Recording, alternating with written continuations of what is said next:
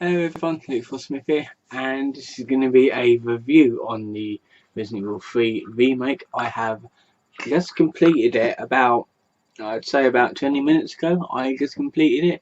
I didn't do it in like one session. I basically played a bit whenever I could, when I come home from work.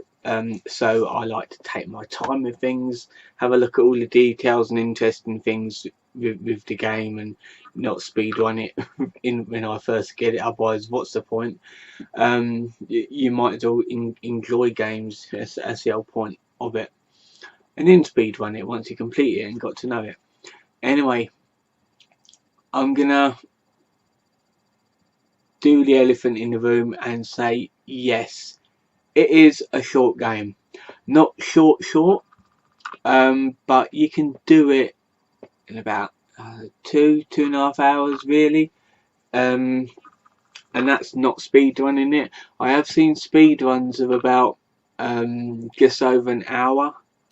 So yeah. Now it was made by Capcom's B team, but instead of A team, it was made alongside of Resident Evil 2, but a different team, the B team. So some of the bits wasn't there from the original. Like for instance, there was no clock tower section. The only thing you can see of the clock tower is a boss battle in the courtyard. That was it. You do not go into the clock tower. You don't walk around it, do a puzzle and see new interesting things like architecture and that.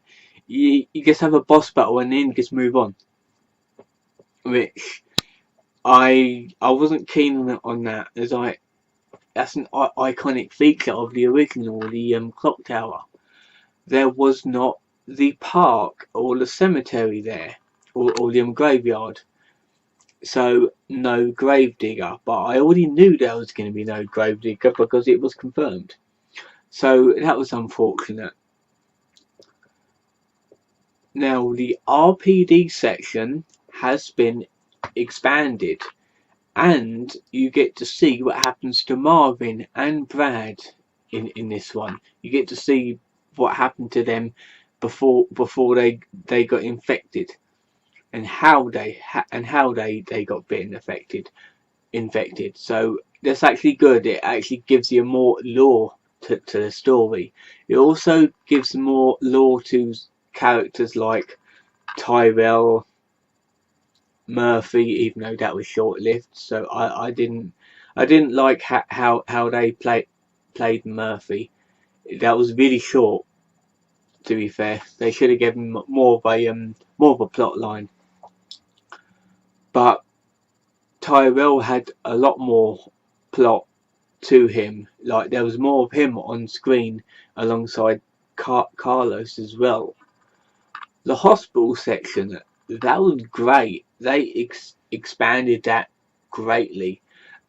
It was still set on like 2 floors, but they had bigger rooms, more things to do. Was there actually? No, I don't think there was a puzzle there. There was like things to unlock to get like keys and that.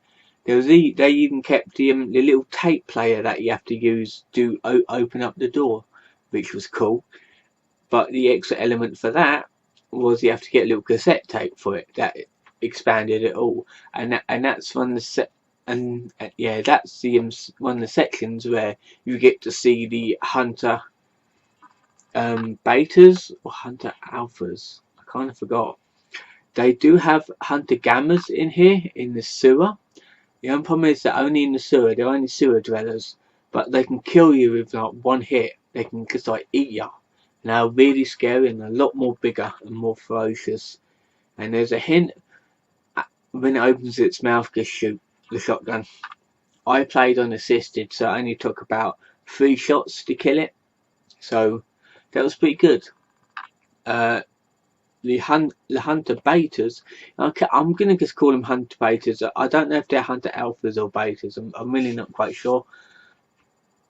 But the main hunters, the ones in the hospital and in other areas, they are really fast and really scary. They climb up the walls. They're like more amphibian, so like reptile amphibians things. And yeah, they take a bit to kill.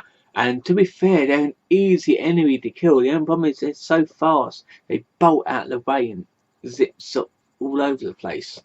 So yeah, you got to keep your guard up with the hunters, because they can kill you in one hit as well. If you're in caution, they can just take you out. So yeah, you got to keep your guard up with the big boys. Now they had zombie dogs. They had the brain suckers or drain demons. I think they are the brain suckers. The only problem is they're tiny and they're so simple to kill. And there's like an element where you get implanted with like eggs and that you have to use a herb to heal yourself. I didn't know you had to use a herb, so I basically did that section with a parasite in me.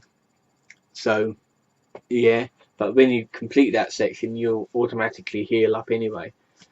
But if you want to do a speed run, then just use a herb to instantly recover. Now, the mercenaries bit, like the USBCs, so whatever the umbrella soldiers, like I said before, they had more plot, they had more story towards them. Mikhail did have a lot more going for him. He had like more scenes, more activity. The only problem is it didn't show how he got injured, which I thought this game would actually show people on how they got injured and how it come to be, but with him it was just him injured in a train and that was it. But his dialogue, his like plot was really good. I'm not gonna lie, it's like really good the way they portrayed him. And Nikolai, he is a complete bastard in this one, I'm not gonna lie. You thought he was a bit of a dick in the original one. This one he's like 1,000 times worse. You automatically hate him as soon as you see him. Especially as the game progresses, you get to see how evil he really is and what his motives are as well. So yeah, he makes a good villain. I'm not gonna lie, pretty good. Now there is a additional, not really additional storyline, but there's like an extra character in it, like Dr. Nathaniel Bard, who created a vaccine for the T virus, and his hospital is right above the labs. So obviously, when Umbrella makes the pharmaceutical items, they just send it up to the hospital to use and sell to their patients. Because I think it's a simple idea, to be fair. The lab making your medicine right underneath your actual hospital. Easy way, no hardly any travel at all. What else was there? Dario, they did show off Dario here, and he did have some lines from the original. So in this game they did have a lot of lines from the original, but they put it in different moments and different tones as well. So it's actually good that they thought of the original, so they can bring elements from the original onwards, including the soundtrack. You can hear little remixes of the original soundtrack as well, and so that is good, especially the credits. I love the credit soundtrack, it's amazing. The actual storyline gets expanded a lot more.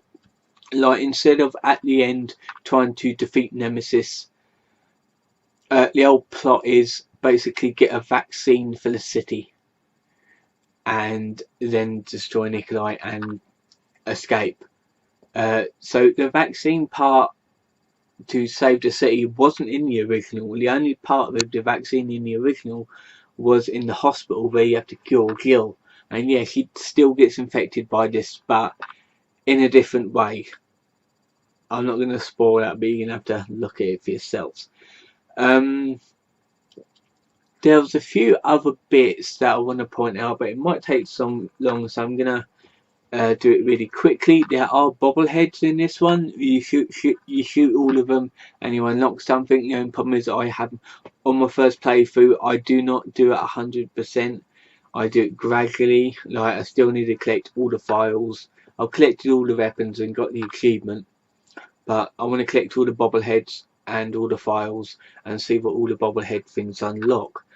I played unassisted. I think I said before, so that was pretty good. When the game actually started, I thought it was going to be in first person, but it wasn't. It caught you off guard, really. And also, I did not expect Nemesis at the very beginning of the game. It's like covered in trash bags, which that was another thing. Nemesis, I feel like they rushed him.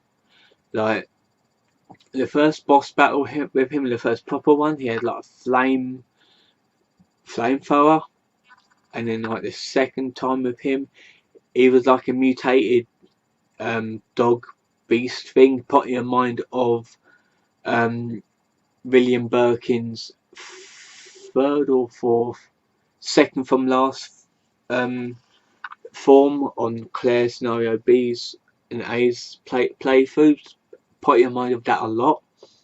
I feel like they rushed his mutations a little bit. They should have done it a little bit slower, so you get to see more of him.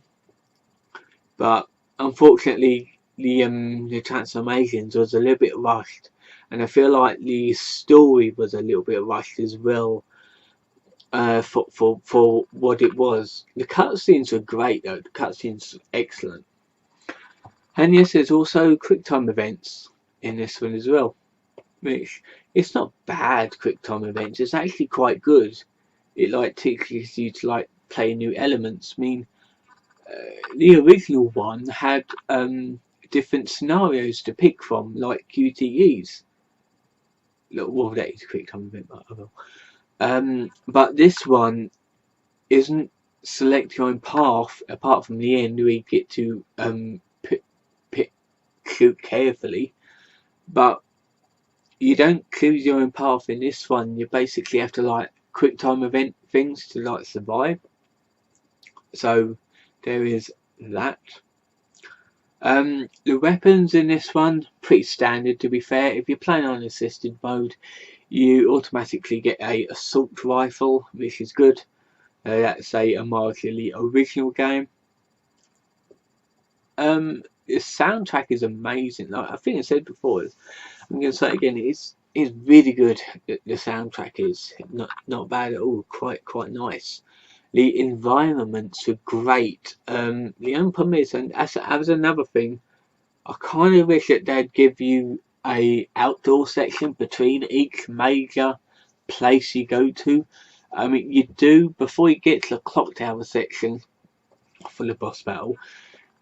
It's like a canal, or not really a canal. It's like a like a big river going through, and you like walk along the side of it. That was amazing. The atmosphere and the actual look of the city in front of you. That's great. I love things like that, and I'm so glad that they put something like that in. But more outdoor sections, like back in city streets, between each major area you go into. I mean, it's good because like you get to, in this one, like you can actually go back, like track through an area of Resident Evil 2. Well, two areas really.